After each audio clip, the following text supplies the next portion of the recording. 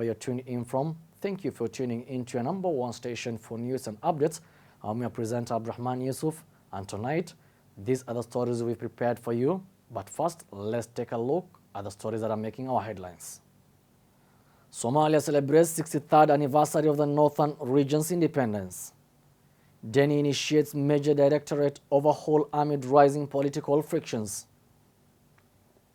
Mogadishu court sentences soldiers for torturing a man with special needs.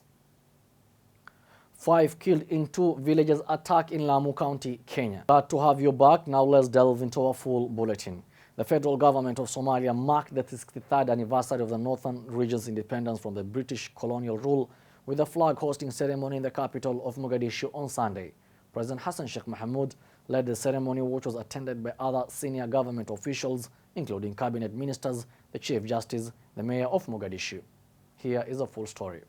The federal government of Somalia marked the 63rd anniversary of the Northern region's independence from British colonial rule with a flag hosting ceremony in the capital city of Mogadishu on Sunday. President Hassan Sheikh Mohamud led the ceremony, which was attended by other senior government officials, including cabinet ministers, the Chief Justice, and the Mayor of Mogadishu. During the ceremony, President Mohamud called upon the Somali people to envision the kind of Somalia they want to celebrate in the next 100 years.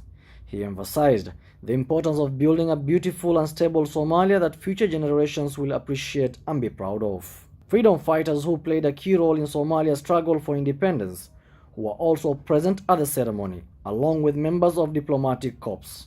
The event was a colorful celebration of Somali culture and traditions, featuring songs, dances, and poetry recitals. 5 days after the Northern region gained independence, the Southern region secured its independence from Italy, and 2 former colonies united as the United Republic of Somalia on July 1, 1960. This merger marked the birth of the Republic of Somalia. Every year, Somalia marks its Independence and Unity Day in June and July, respectively, commemorating the independence of the former British Somaliland Protectorate and the Southern Somalia under the Italian rule. These celebrations provide an opportunity for Somalis to reflect on their rich cultural heritage and history and renew their commitment to building a better future for their country. Despite significant challenges in the recent years, including political instability, security threats, and economic difficulties, the Somali people remain resilient and committed to rebuilding their nation. The federal government of Somalia has made significant progress in recent years, including establishing a new constitution, forming a federal government, and implementing critical reforms in areas such as security, governance, and the economy. Following deadly clashes last week in the capital of Garowe that claimed at least 30 lives, Puntland President Abdullahi Deni made changes to the police command in Nugal, Karkar, Gardafu, and Senag regions. President Deni appointed Mohammed Ali Ahmed as a police commandant of the Nugal region, whose administrative offices are in Garowe, by order on Saturday. President of Puntland State, Saeed Abdullahi Deni, has made sweeping changes to his administration on Saturday, just 6 months before the end of his mandate. The restructuring includes numerous new appointments to ministries such as finance, disaster management, animal husbandry, home affairs, security, planning, environment, agriculture, and fisheries. Additionally, Deni has replaced both the governor and police commander in the Nugal region and commissioned new military officers and advisors. Observers note that many of the new appointees are from the Nugal and Garowe regions, indicating that this may be a strategic move to mitigate political and security tensions in Garowe city. The appointment of officials from these regions may help to quell opposition from politicians who have contested Deni's plans for the upcoming elections and constitution unveiling. The shake-up also involved the dismissal of individuals suspected of maintaining close ties with opposition politicians, who previously held significant influence over the appointment of those now replaced. This move sends a strong message that the president is committed to ensuring that his administration is free from political interference. The political situation in Puntland has been tense in recent months, with opposition politicians accusing Deni of failing to address a range of issues, including corruption, insecurity, and poor governance. The appointment of new officials and dismissal of those suspected of political interference is a clear indication that the president is taking steps to address these concerns. The changes to the administration come at a critical time for Puntland State, with Garowe facing escalating political disputes that have ignited violent clashes. The president's actions are seen as an attempt to restore stability and calm to the region, and to ensure that the upcoming elections and constitution unveiling proceed smoothly. The international community has welcomed the appointment of new officials and urged the president to continue his efforts to address political and security challenges in Puntland State.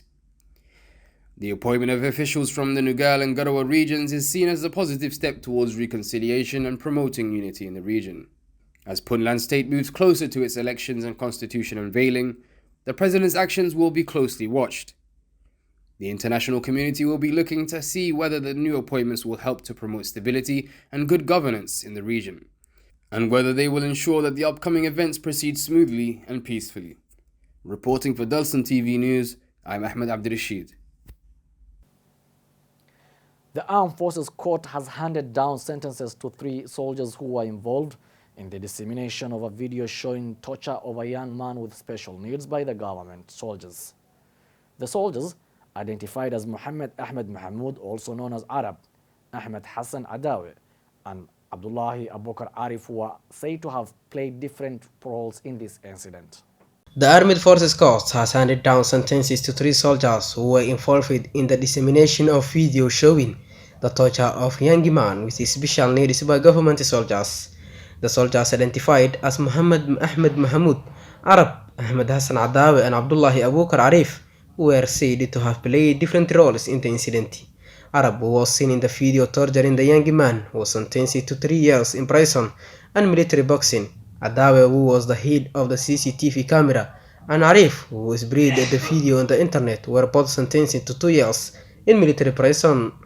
The video, which was widely circulated on the internet, showed the young man being subjected to inhuman torture by Arab. The victim was said to be a former soldier with special needs who had sought service at the traffic police headquarters.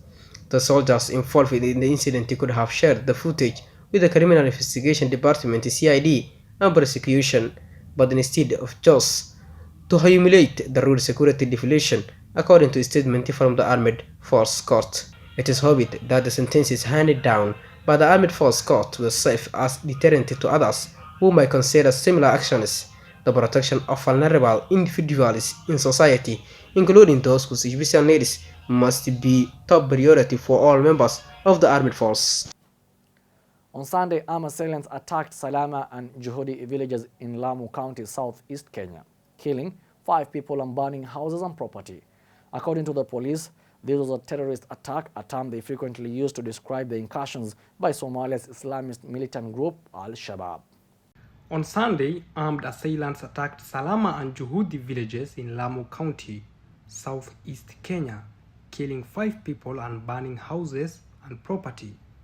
According to the police, this was terrorist attack, a term they frequently use to describe the incursion by Somalia's Islamist militant group. Lamu is close to Kenya's border with Somalia, and Al-Shabaab militants often carry out such attacks as part of their efforts to force Kenya to withdraw its troops from Somalia, where they are part of international peacekeeping force protecting the central government. The attackers targeted the 2 villages early Sunday morning, killing 4 people by slitting their throats and burning their homes and belongings. The 5th victim was shot. The terrorists then fled into a nearby forest. One of the victims was a 60-year-old man who was bound with a rope before being killed. The police have launched an investigation into the incident. Al-Shabaab, an Al-Qaeda affiliated group, has been fighting for years in Somalia to overthrow the central government and establish its own rule based on strict interpretation of Islamic Sharia law. The Kenya government has been battling Al-Shabaab militants in Somalia since 2011 and has suffered numerous attacks on its soil since then. In 2013, militants attacked the Westgate shopping mall in the capital, Nairobi, killing at least 67 people. In 2015, they attacked Garissa University College, killing 148 people. Security forces in Kenya have been on high alert in recent months following intelligence reports of possible terrorist attacks in the country. They have been conducting regular operations in areas near the border with Somalia to flush out the militants. Lovely views. That's all we prepared for you tonight from our desk here in Mogadishu. We wish to thank the Dalsan media fraternity that made this news bulletin a success. Wherever you're tuning in from, happy Independence Day from us here in Somalia, and have yourselves a